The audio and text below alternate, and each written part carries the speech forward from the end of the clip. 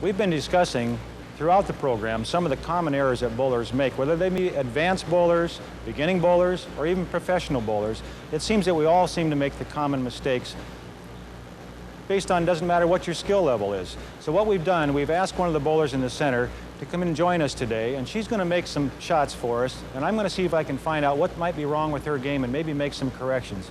So Sherry, if you'd step over here and just make your normal shot, and we'll see what we can do with it, okay?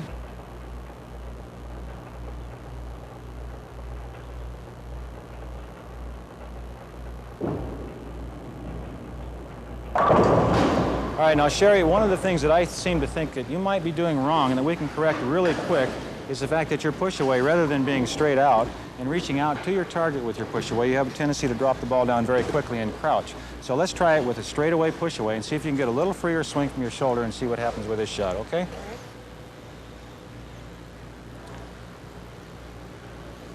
Nice and relaxed from the shoulder with a straight out push away, just like you were handing the ball to someone. That's better, that's good. Much better.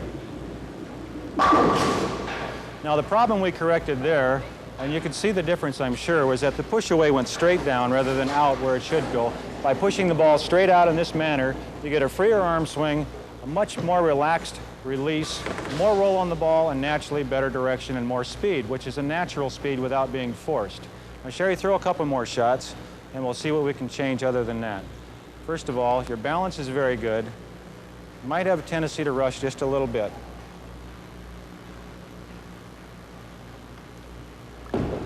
Very good. Excellent shot. Now we're gonna create a problem here and see if we can correct it. See if you can spot it while I'm spotting it. So what we're gonna do is have the lady throw the ball again, and we're gonna create the problem of being a little fast with your feet. And you'll notice when she's a little fast with her feet, as I mentioned earlier in the program, she'll have a tendency for her sliding foot to turn sideways at the foul line and pull the ball across her body. This is all caused by just being a little fast with her feet, which starts with the first step and an improper push away again.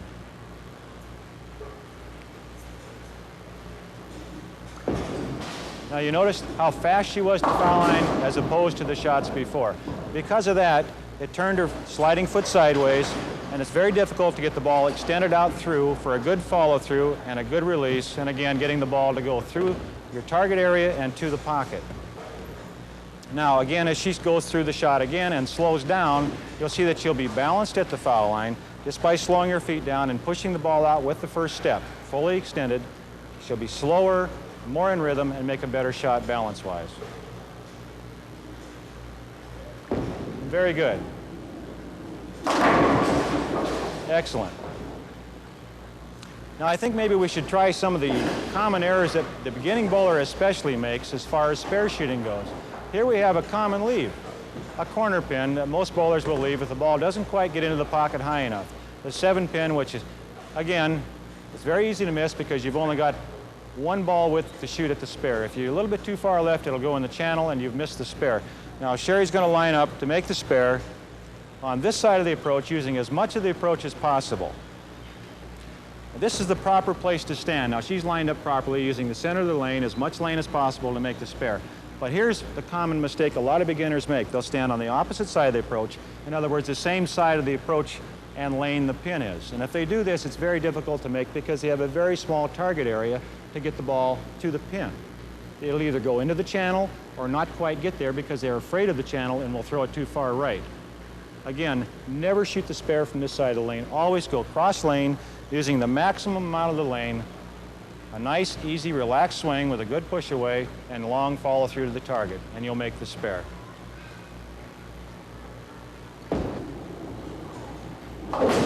Very good. Now we've noticed something else in her arm swing and her hand position that we might be able to change and make the ball roll a little better. We notice that Sherry's hand is on the side of the ball, which creates tendency to get around with your arm. In other words, elbow the ball and maybe help it a little bit. Because if the hand isn't behind the ball when it starts in that 3 to 6 o'clock position, as I mentioned earlier in the program, it's very difficult to get the proper wrist action to make the ball roll right to left into the pins. Now, we're going to change her release after we watch her make this shot. This shot is going to be her normal release. Now, she's been rolling the ball with her hand on the side of the ball in this position, as I mentioned before, which creates an early rotation of making the hand go over the top of the ball.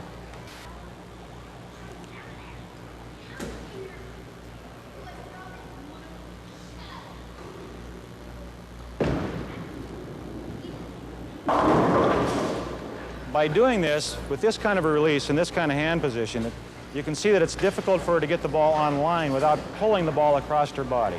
So by changing this position from here just to here, it's a cleaner release, a more relaxed position to roll the ball in, and makes a more firm release with the fingers.